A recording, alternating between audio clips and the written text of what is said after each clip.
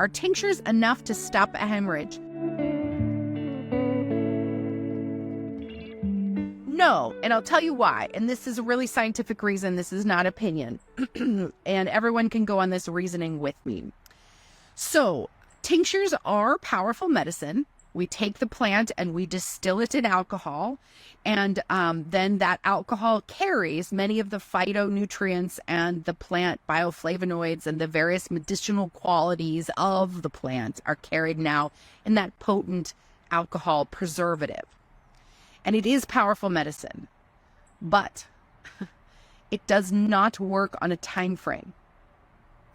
Because when you take that medicine, certainly some could be absorbed buccally in the mucous membrane of the mouth, but by and large, to have effect, you need to swallow it, and then it has to go to your stomach. And then your stomach acids have to break down the various components of this alcohol-carrying medicinal herb. And then it has to be absorbed through the duodenum and the small intestines, and then it has to work. It's pharmacomaic action, or whatever you want to say. And that time frame is at minimum 13 minutes. And if you've ever been in a birth where someone is hemorrhaging like a faucet, we have seconds, not minutes. And the action needs to be immediate. So no, tinctures are never an appropriate remedy for a hemorrhage, a postpartum hemorrhage. They can be supportive in uterine tone over the next few days. Once you have uterine contractive good tone, you can use herbal medicine to continue and remind the body to continue that good tone. But it is not a first-line defense, and it never will be, and it never has been. Midwives have historically had their hands as the first-line defense. And so when you have no pharmacological antihemorrhagic that works in seconds, not minutes, then you have to scoop the uterus out. You have to empty the uterus, and then you have to cramp it with your own hands, which is what bimanual compression is.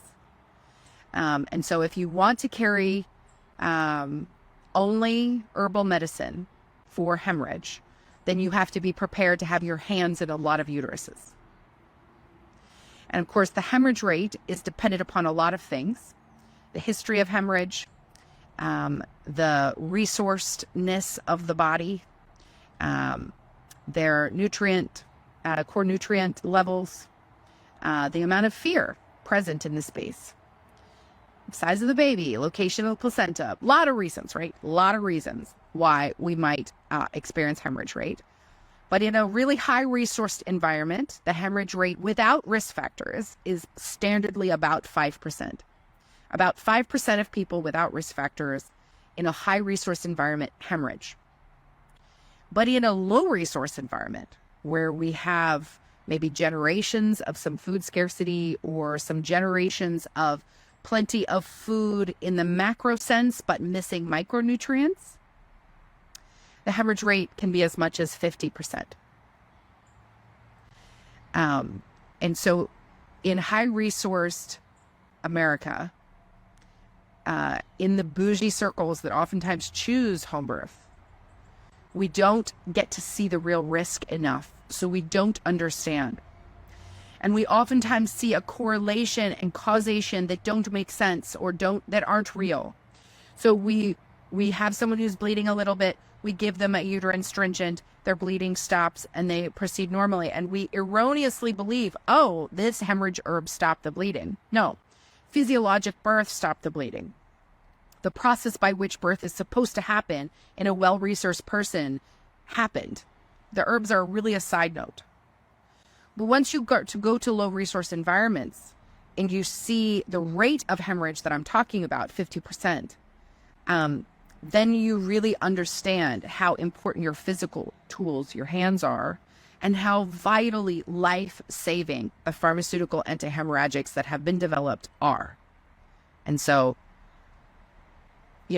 use the tools that work for the people that need them and do nothing, the people that don't need anything. That's always the balance.